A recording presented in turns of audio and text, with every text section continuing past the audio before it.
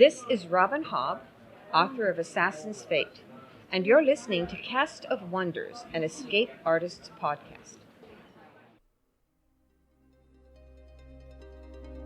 This is Cast of Wonders, the young adult fiction podcast featuring stories of the fantastic. Welcome.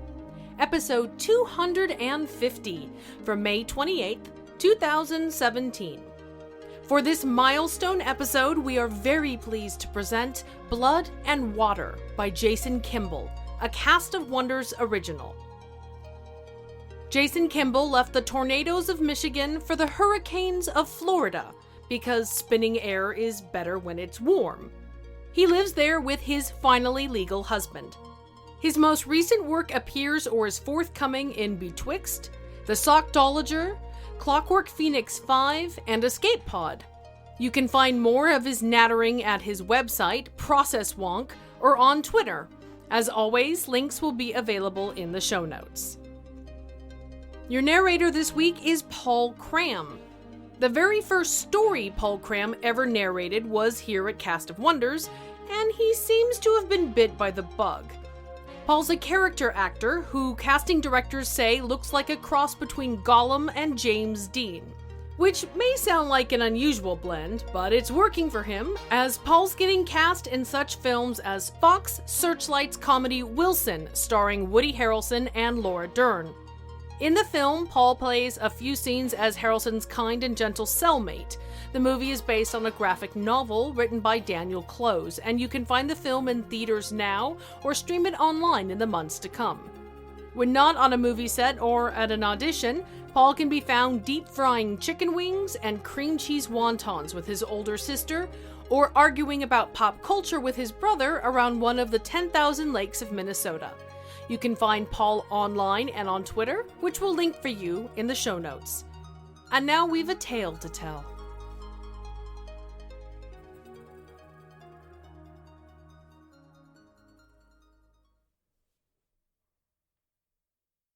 Blood and Water by Jason Kimball, narrated by Paul Cram. The year we turned 19, the boy I loved disappeared under the waves of Lake Michigan, but he didn't die. I never told anyone that he was alive, that I loved him, that he... My fingertip goes white as I smash down on the delete key, and the cursor devours my words. The broken swimming trophy lies sideways on the kitchen table. I stare at it as I dial. Ignore the cat meowing, exiled, on the other side of the door. I count the rings of the phone at my ear. 7 rings, for the dwarf lords in their halls of stone. Before Mr. Gravier picks up. "Why are you calling, Mike?" Gravier says. "It's about a book," I say. "I think that I loaned it to Andy before." That wasn't his name. I can't decide if the ice sheathing Mr. Gravier's voice is better or worse than his scalding anger at the funeral. "It's special. A first edition. Return of the King. My mother. So special. It took you 5 years to notice it missing? It's just..." I turn the gilded swimmer in my hand. "I told you when he died, Michael. You're not welcome here. Live without the book. I'm living without a whole lot more." Mr. Gravier hangs up. The clouds outside hang low and white. Andy could have told me if it was going to rain. 5 years, and I still can't tell Mr. Gravier the truth. Whatever that is. I shuffle to the other room, sit down at my computer. I was trying to write it again when the cat broke Andy's trophy. 1 for the Dark Lord on his dark throne. More time. I keep getting stuck trying to start at the end, but that won't work. You can't know him backwards. Andy only makes sense if you start when we were kids.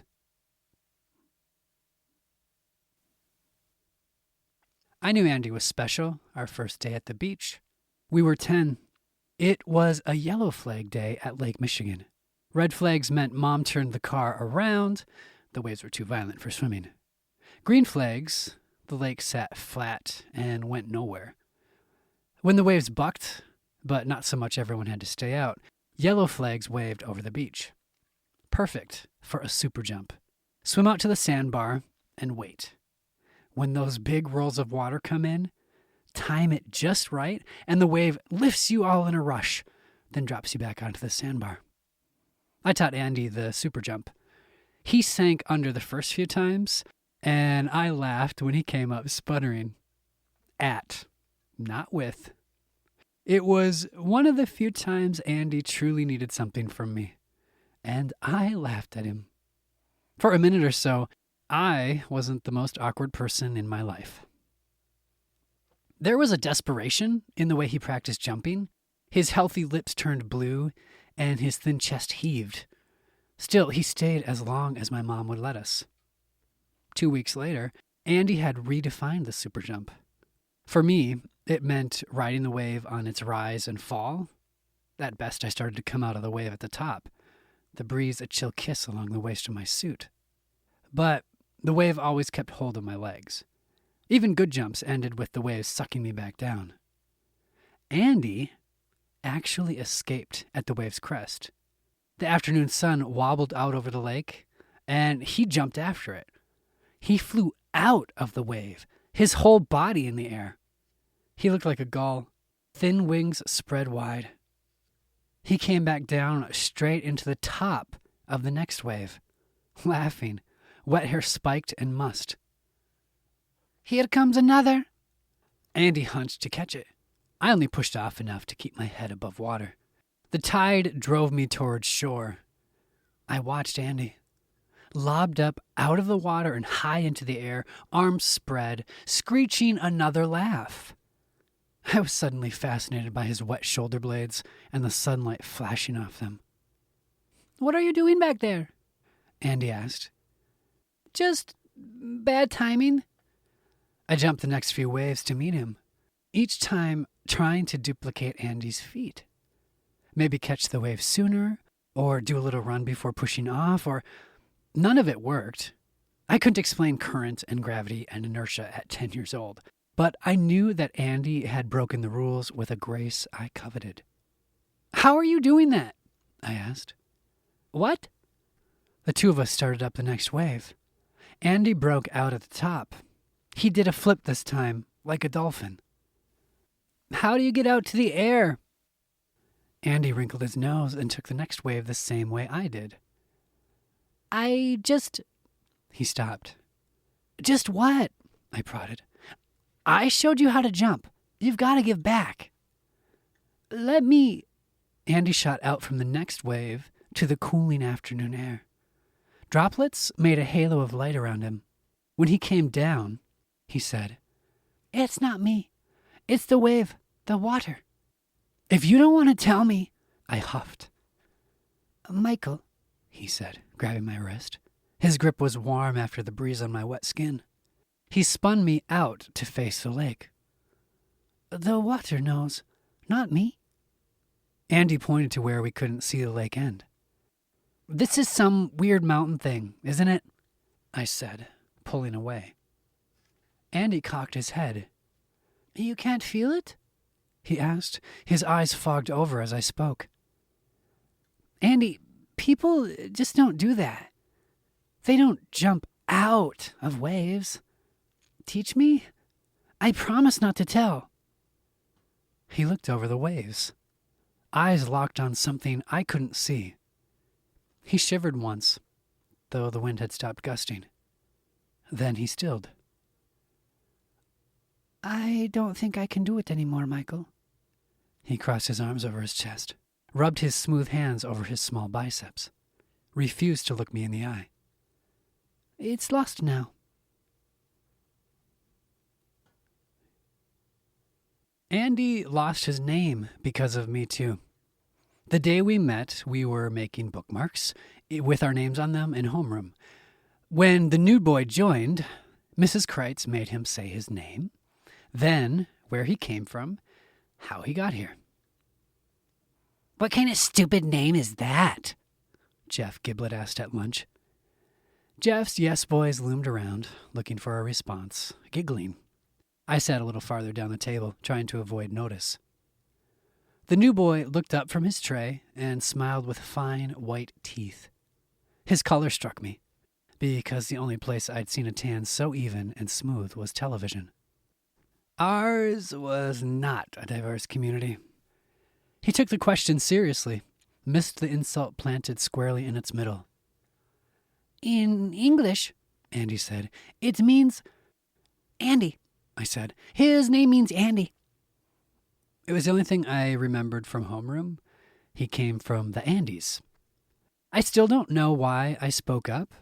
He looked like someone had airbrushed over every imperfection. Perfect people don't need saviors, right? But his smile seemed like something that needed protection. How would you know? Jeff demanded, turning his bullish frame and his entourage on me. Read a book, I answered. Oh, I forgot. Your mommy still does that for you. Dumbass, Jeff returned. His courtiers seemed sated with the comeback. He left with his head up. My face burned as courage drained out of me. My fingers shook until the new boy's voice broke the silence. Is it so hard to say? Excuse me? My name, but Andy. In American name.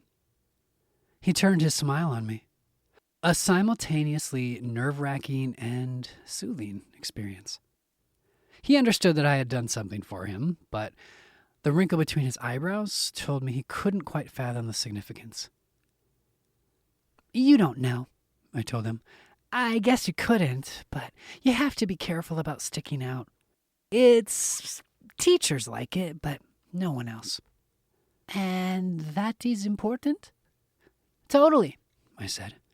The best thing is popular, but it's lots easier to just stay out of the way. Such was our beginning. I taught Andy what I knew about strategic invisibility, the most effective of public school defense tactics, and I thought I'd done him a favor. He knew how to keep out of people's way, knew the key word, same. I'd meant to help him survive. But all I had done when I named Andy was tie the line that would drag him under. The Y had open swim, no laps, no lanes, 3 nights a week. When we were 14, on Wednesdays, we came to play Marco Polo. Andy found the notion of man-made pools unnerving, but I convinced him pools were normal. I'm first, Andy asked, moving out of the shallow end. There were only 3 other kids in the pool, all too little for the deep end, so that's where we stationed ourselves. Of course, it's the only way I ever get to not be it. Andy closed his eyes and started spinning, counted to 100. When he finished, I was holding on under the diving board. Marco! Polo! Andy turned to the sound, but didn't start toward it. I slid out to the left, hands below the surface. Water lapped quietly under my chin. Marco! Polo! Andy swam a little closer and stopped, bobbing. I moved straight in. This was it. For once, I was going to stump Andy. Marco! Polo! I sucked in air and shot straight down. I had 15 seconds before Andy could call Marco again. I giggled underwater. In the deep end, I could swim right underneath him. The current slid across my belly as I spun in the water. I looked up through my goggles at where Andy would be treading water. Andy wasn't treading water. He wasn't swimming at all. I floated up behind him. Andy was standing upright, though neck deep in the water. His legs and arms were still. The water lapped at his chin, but he stood as if there was some invisible shelf supporting him. Andy's body bobbed with the water, but he didn't kick or flail. There was nothing to support him but another 5 feet of water. I never told anyone else about the water shelf. I was the only one who saw, like the wave jumping, And like the waves, I knew Andy couldn't explain. If I let him see that this was unique, he would throw it away like the waves and his name. But I knew it made Andy special. I thought seeing it happen made me special too.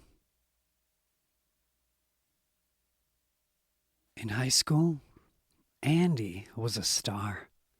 He swam varsity as a freshman, had grown into wide shoulders and a square chin. He was everything I wasn't. Right after my 18th birthday, Andy collapsed at a swim meet. When the gun went off, there was no question who would win. But then he was being pulled out of the pool, lying on the tile. I couldn't see his chest rise at first. In a sustained, low-oxygen environment, like, yes, the Andes, people often start making extra red blood cells to help carry what oxygen they get. More blood cells means thicker blood. Sometimes too thick for a heart to pump. It's how Andy's real father died, why Mr. Gravere adopted him. They call it severe polycythemia. All that controlled breathing from swimming, the doctor said, provoked Andy's natural tendency for it. They bleed me too, he told me when I finally spoke with him. I had kept busy filling out college applications and taking SATs and ACTs, avoiding my best friend. That night, for the first time in years, Andy invited me for a sleepover. When neither of us spoke, I could hear the house settling. Bleed you? I thought doctors stopped doing that forever ago.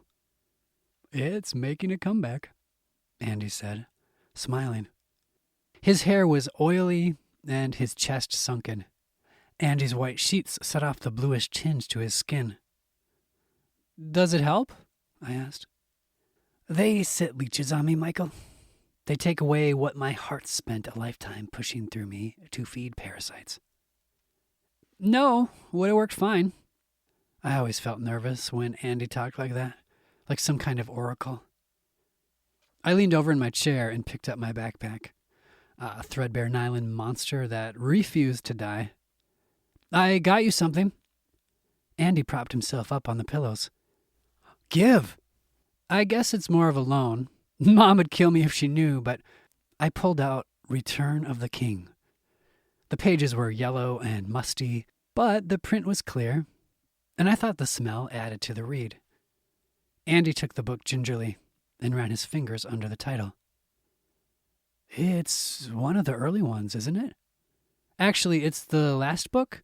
No, this story. It's one of the early fantasy novels?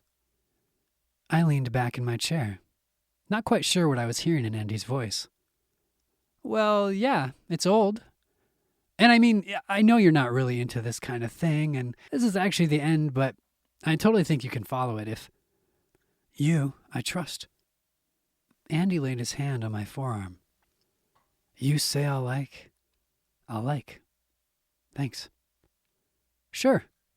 I crossed my arms and shrugged, suddenly warm.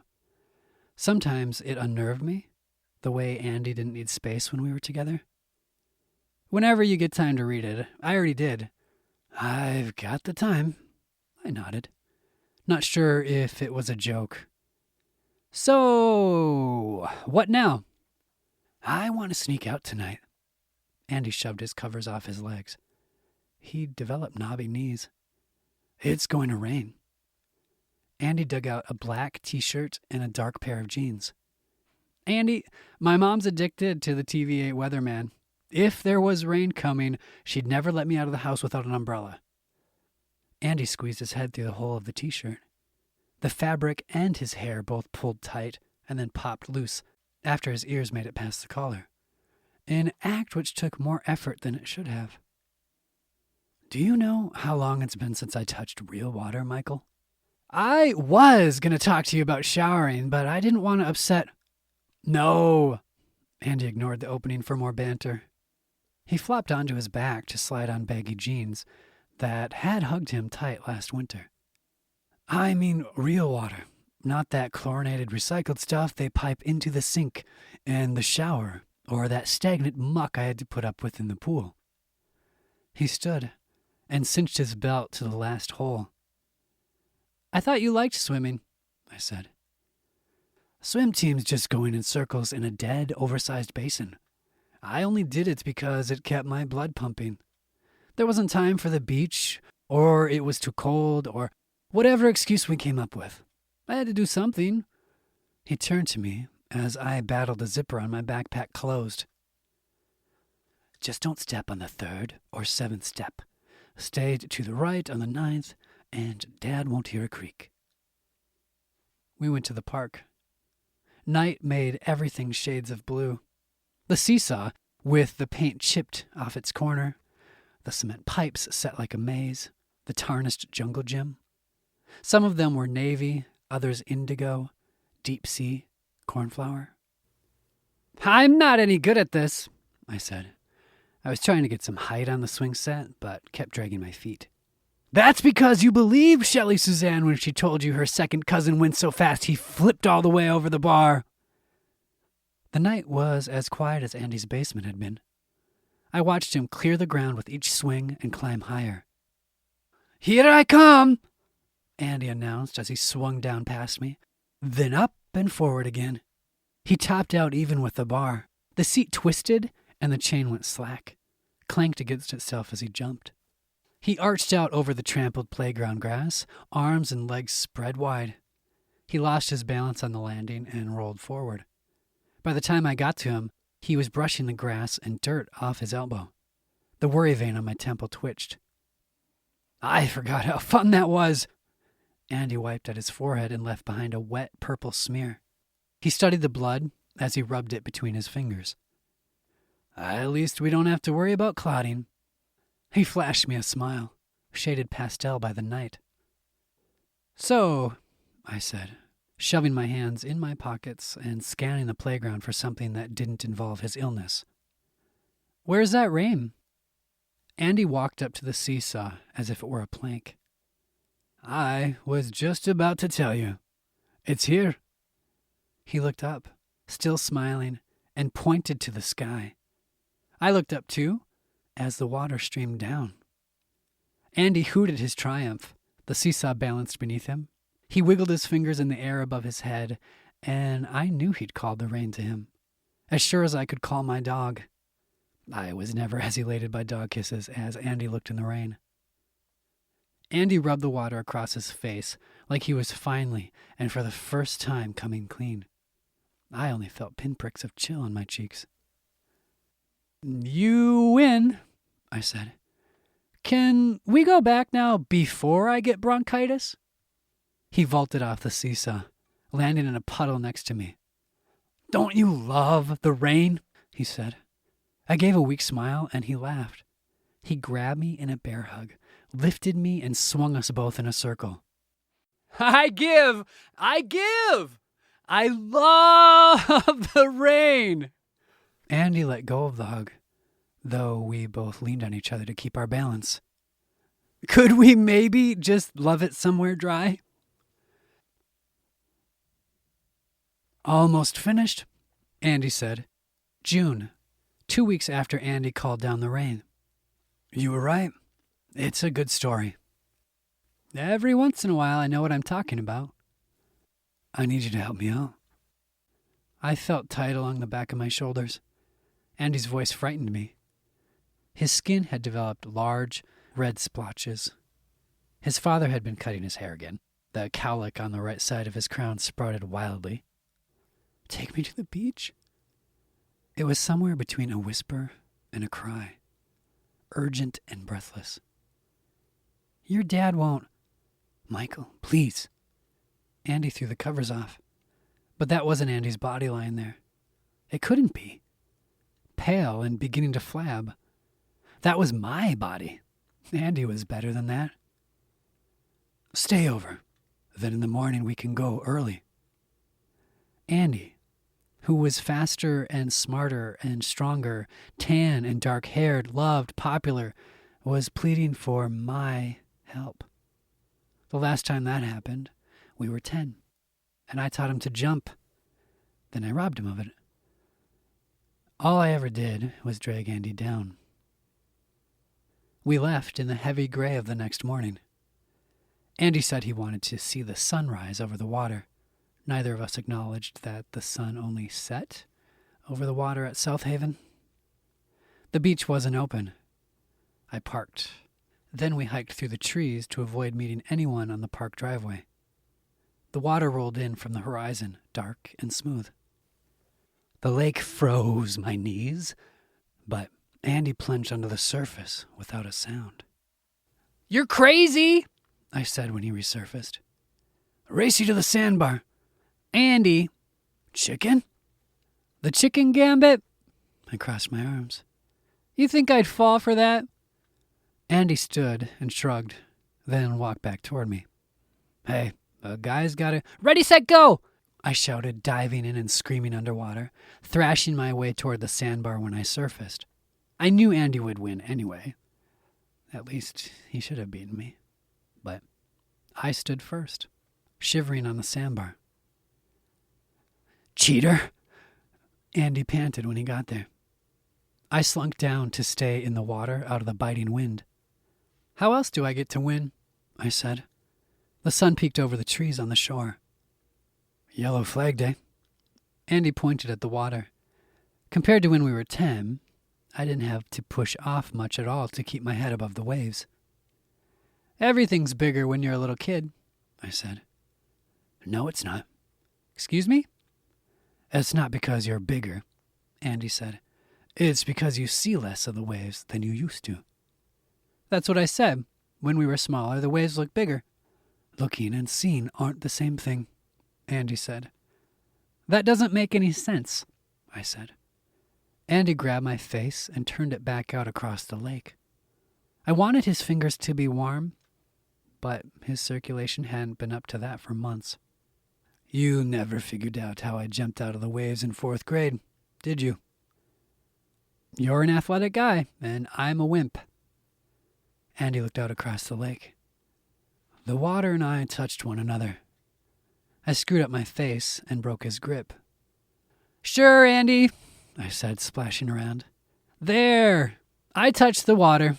So now can I?" "You can," he said, "but not by thrashing around on the sandbar." Andy breathed deeply. "I'm not going to die, Michael." Water pooled in the flesh that sank between Andy's collarbone and shoulder blade. "You keep listening to the wrong people," he said.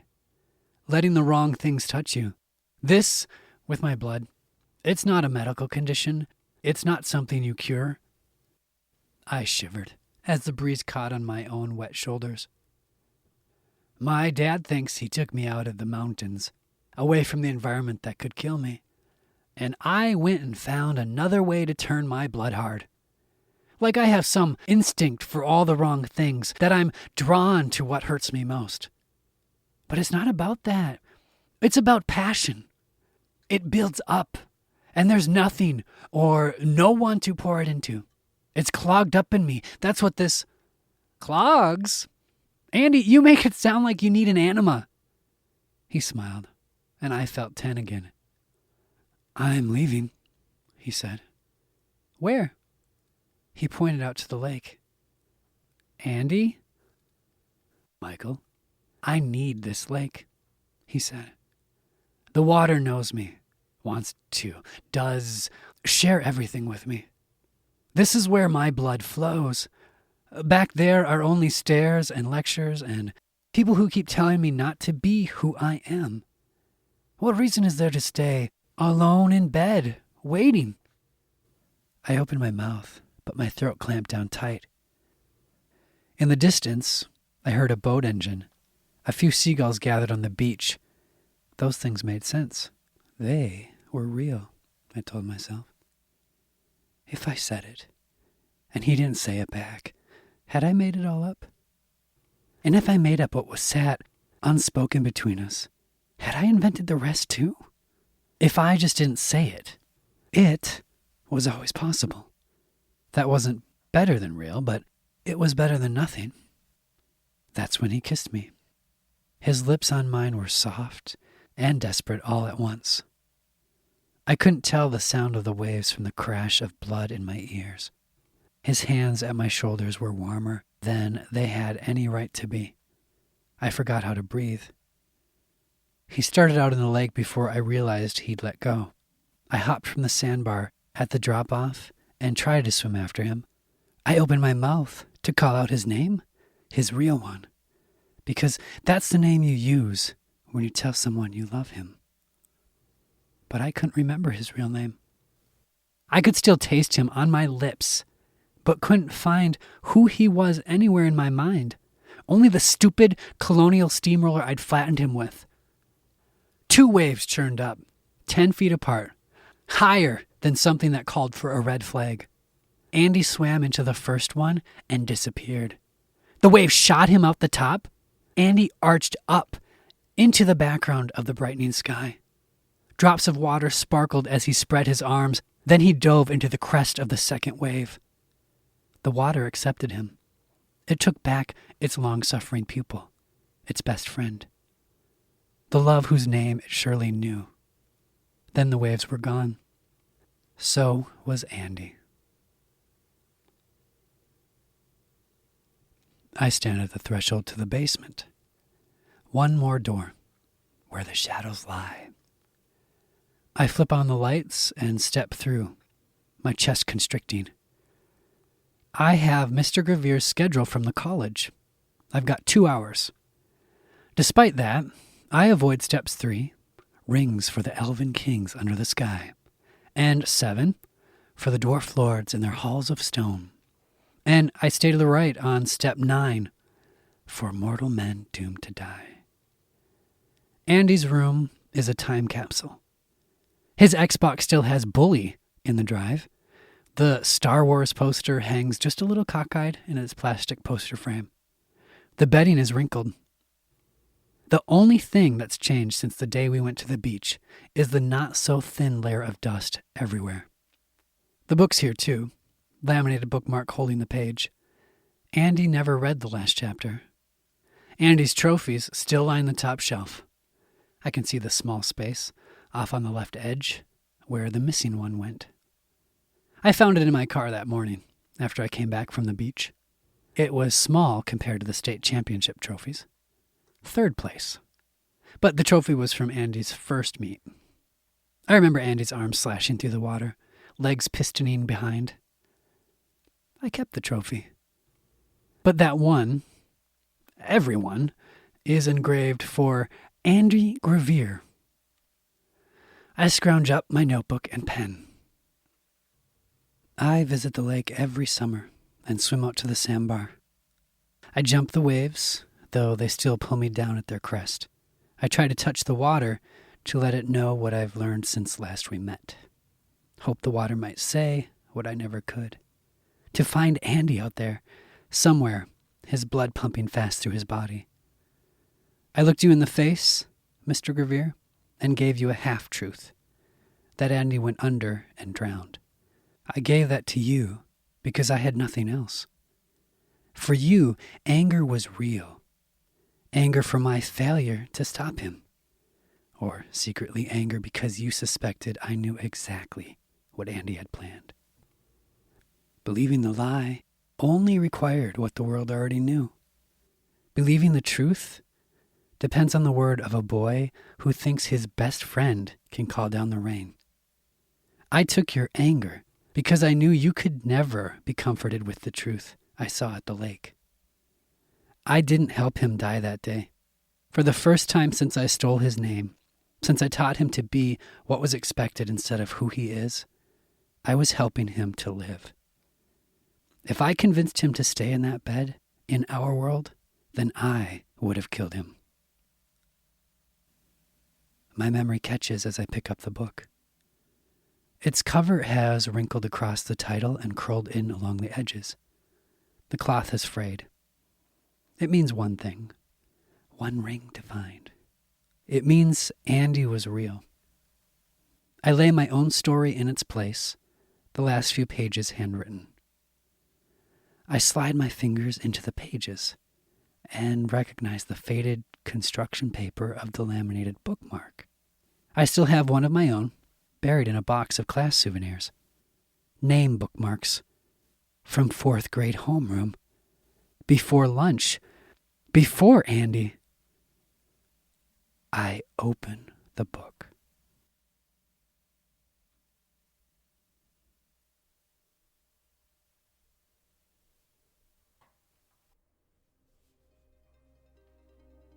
Jason wants to thank his former thesis advisor, who felt speculative fiction was disdainful and unliterary, and who insisted he remove all magic or supernatural elements from his story. If he hadn't have ignored her, the story wouldn't have made such a wonderful home here today, he says. More seriously, he wants to thank his husband David for insisting that this was his favorite story and Jason had to keep submitting it. For more on Jason's view on the piece, there's an excellent interview with him by the story's narrator, Paul Cram, up on Paul's website.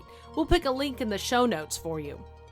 As for me, this story made me cry. And as the wonderful Alex Schwartzman has said, in most other fields of endeavor, it make us monsters. But in writing, making someone cry is one of the greatest compliments that can be paid to a story. Join us next week for Little Wonders 12, The Unexpected, hosted by Catherine Inskip. Let's talk about you. You fund us. You are the engine that helps us do what we do. Without your donations, authors don't get paid, staff don't get paid, narrators don't get paid. Our servers go dark. There is no show without you. You are our dilapidated theatre with a heart of gold. You are our venture capitalist with a fondness for powered armor and quips.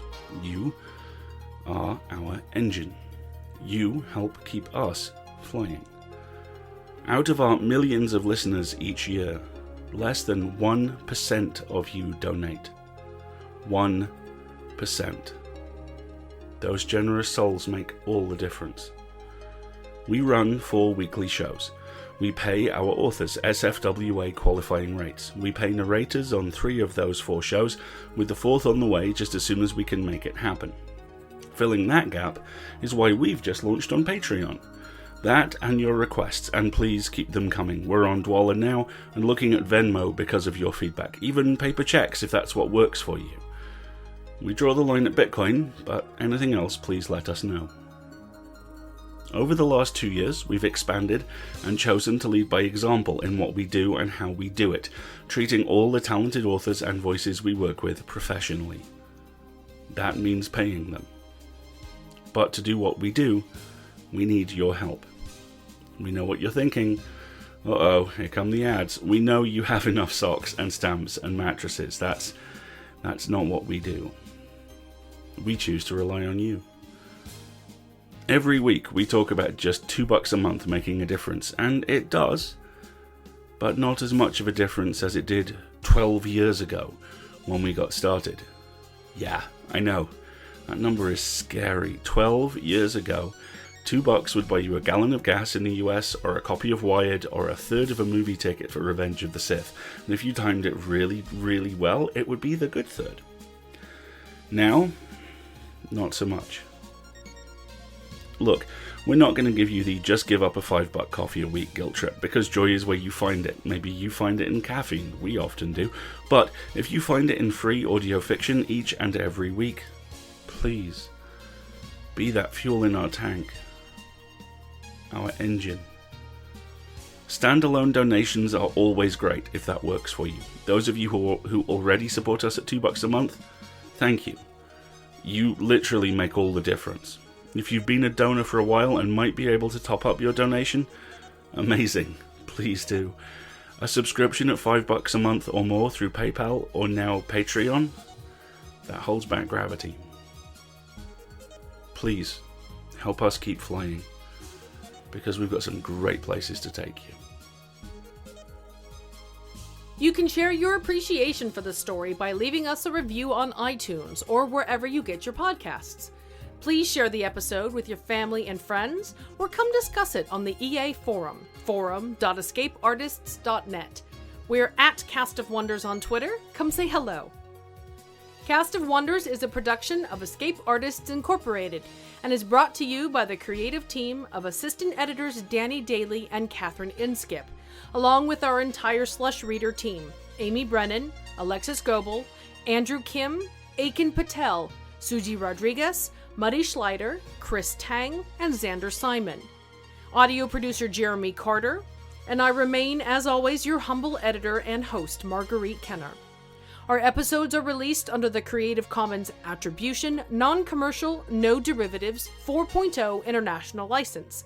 That means you can share the episode or download it on any device you like, but you can't change it or sell it. Our theme, Appeal to Heavens, is by Alexei Nov from musicalley.com. Thanks for listening.